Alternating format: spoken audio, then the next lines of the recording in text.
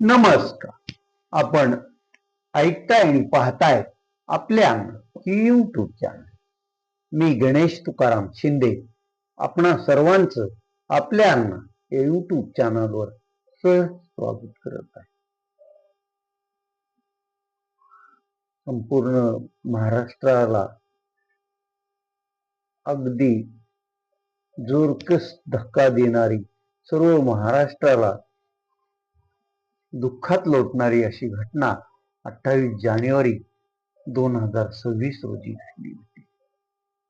VRS कंपनीच्या विमानाचा बारामती विमानतळानजीक अपघात झाला आणि या अपघातात राज्याचे उपमुख्यमंत्री अजित अनंतराव पवार यांचं निधन झालं होतं.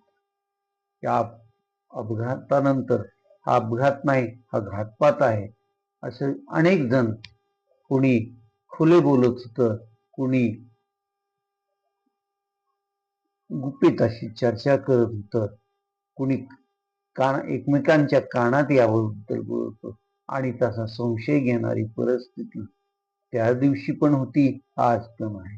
काल तब्बल 1 महिन्यानंतर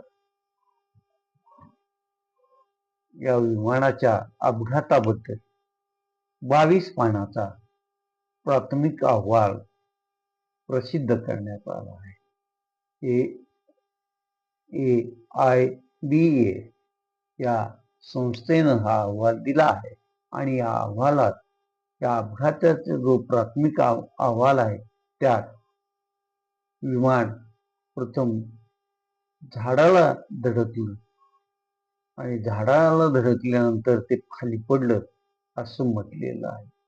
पण प्रत्यक्षदर्शींनी जे 28 जानेवारीच्या सकाळ म्हणजे 10 वाजता विमान अपघात घडल्यानंतर ते अगदी काल परवापर्यंत सांगत होते की विमानानं 2 घिरट्या घेतल्या, त्यानंतर विमान पडलं आणि विमान पडताना स्फोट झाले. मग झाड कुठून आलं? त्या 22 शिवारात झाड असणार हे नक्कीच, कारण शिवारच डोंगरदऱ्याचं शिवार आहे. मग कोणी तिथं प्रत्यक्षदर्शीनं किंवा CCTV फुटेज मध्ये पण कुठं हे विमान झाडाला धडकलेलं दिसत नाही. मग ह्या अहवालात विमान झाडाला धडकलं असं कसं सांगण्यात आलंय, अशी शंका आमदार रोहित पवार, आमदार अमोल मिटकरी यांनी उपस्थित केली आहे. आणि मग या दोघांची जी शंका आहे त्या शंकेचं निरसन आता AIBA या संस्थेनं जो प्राथमिक अहवाल दिला आहे त्या संस्थेचंच हे शंका निरसन करण्याचं काम आहे असं आम्हाला वाटतं. तसं पाहिलं तर दुसरं एक कारण त्या प्राथमिक अहवालात दिलं आहे ते म्हणजे दृश्यमान्यता, जे तिथं धुकं होतं असं हा अहवाल सांगतो. मग धुकं असताना त्या विमानाच्या पायलटनं विमान उतरवण्याचा निर्णय का घेतला असावा? त्याला कारण काय आहे? दृश्यमान्यता योग्य नव्हती तर विमान तिथं उतरवण्याचं कारणच नव्हतं. बारामती विमानतळाच्या नजीक असलेलं कराड, पुणे किंवा सोलापूर विमानतळ होती. तिथं विमान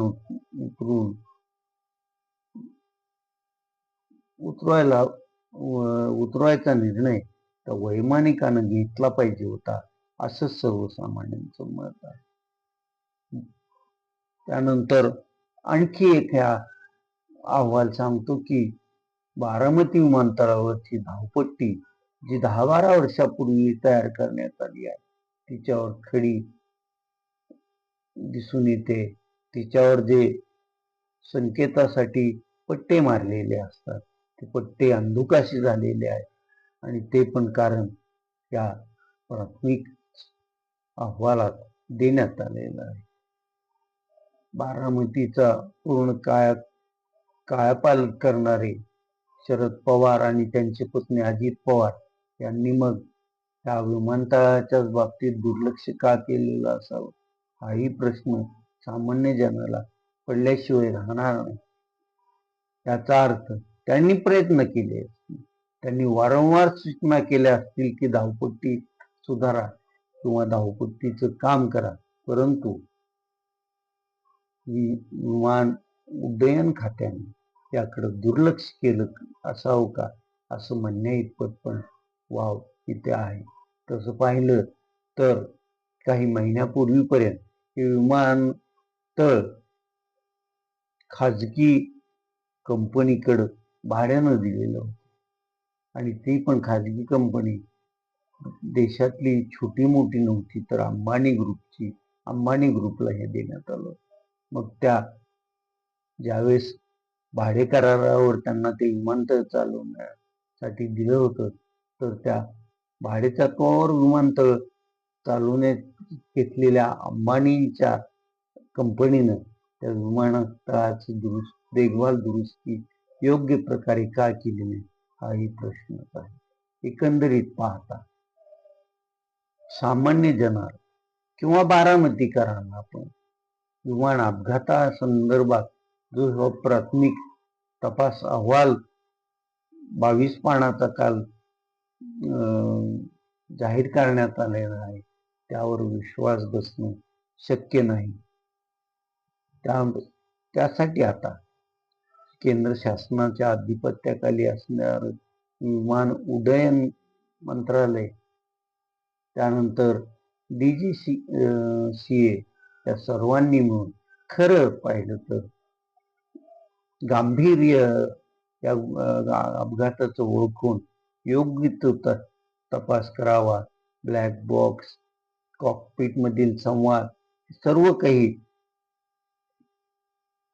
बाहेर आणावं आणि जनतेला अपघाताचं खरं वास्तव काय हे सांगावं.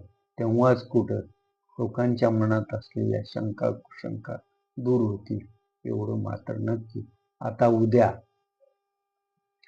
आमदार रोहित पवार परत ह्या अपघातासंदर्भातच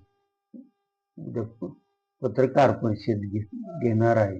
त्या पत्रकार परिषदेत ते नवीन कोणते मुद्दे आणतात, ते मुद्दे नुसते सांगत नाही, तर त्या मुद्द्याला पुष्टी देण्यासाठी त्याचं ते सादरीकरण पण करतात.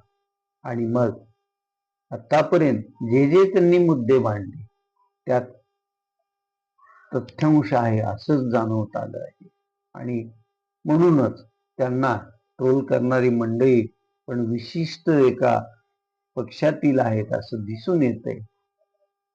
ते काही सत्तेसाठी किंवा सत्तेला हपपली म्हणून ते करत असतील, असं जरी असलं तर ते मुद्दे जे मांडत आहेत ते वास्तव्याला धरून आहेत असंच जनतेचं आता मत होऊ लागलेलं आहे. आणि ते जनतेत मत कायम ठामपणे त्यांचं मत होऊ नये यासाठी आता ट्रोल करणार नाही, पण आपण ज्यांच्यासाठी त्या रोहित पवारांना ट्रोल करतोय त्यांना या अपघाताची खऱ्या अर्थानं कारण मिळवण्याचा योग्य तो अहवाल जनतेसमोर मांडावा असा आग्रह धरला पाहिजे.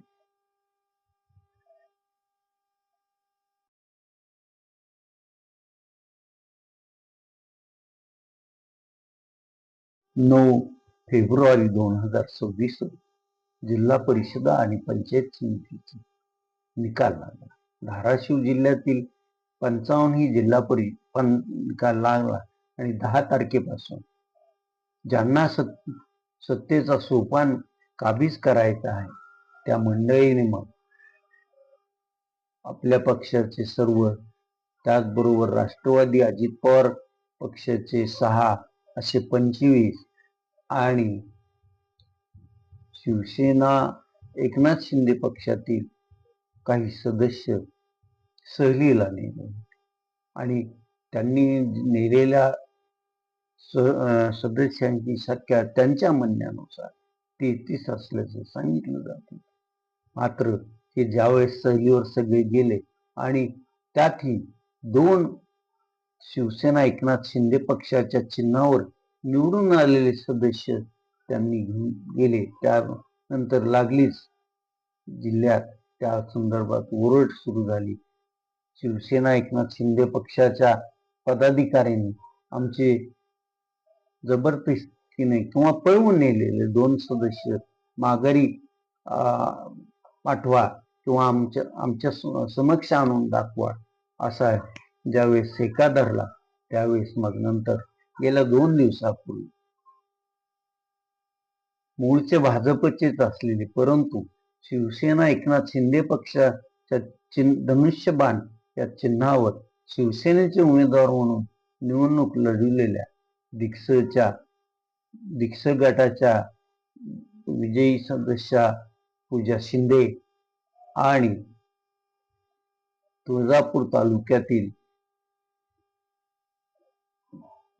शहापूर गटाचे सदस्य सुनील बनसोडे यांच्याबरोबर बंडखोर अपक्ष म्हणून विजयी झालेले माजी जिल्हा परिषद उपाध्यक्ष आणि आमदार तानाजीराव सावंत यांचे पुतणे धनंजय सावंत या तिघांना शिवसेना एकनाथ शिंदे पक्षाचे सर्व असलेले उपमुख्यमंत्री एकनाथ शिंदे, पालकमंत्री प्रताप सरनाईक, जिल्ह्याचे संपर्क प्रमुख असलेले माजी आमदार राजन साळवी यांच्या समक्ष त्यांना आणलं आणि त्यांच्यासोबत भेट घडवून आणली.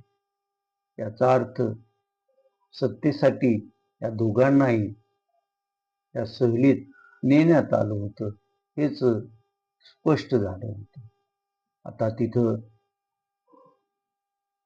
भाजपचे जिल्ह्यातील सर्व आमदार राणा जगजितसिंह पाटील, त्यांचे पुत्र मल्हार पाटील, त्याचबरोबर शिवसेनेची मंडळी पण उपस्थित होती. तिथं मग काही चर्चा झाली असेल आणि मग महायुतीची सत्ता धाराशिव जिल्हा परिषदेवर येणार हे नक्की ठरलं असेल, परंतु तिथंही मग सत्तेचं सूत्र पण ठरलेलं असणार. हे सूत्र काय आहे हे अजून गुलदस्त्यात आहे. त्यामुळं येत्या 13 मार्च जिल्हा परिषदेवर सत्ता महायुतीचीच येईल, पण अध्यक्ष कोण असणार हा प्रश्न 13च्या दुपारपर्यंत चर्चेतच राहील हे मात्र नक्की. आज आता आपण इथंच थांबूया. तुम्ही आपल्यांना YouTube चॅनल सबस्क्राईब करा, लाईक करा आणि कमेंट्स पण नोंदवा. धन्यवाद.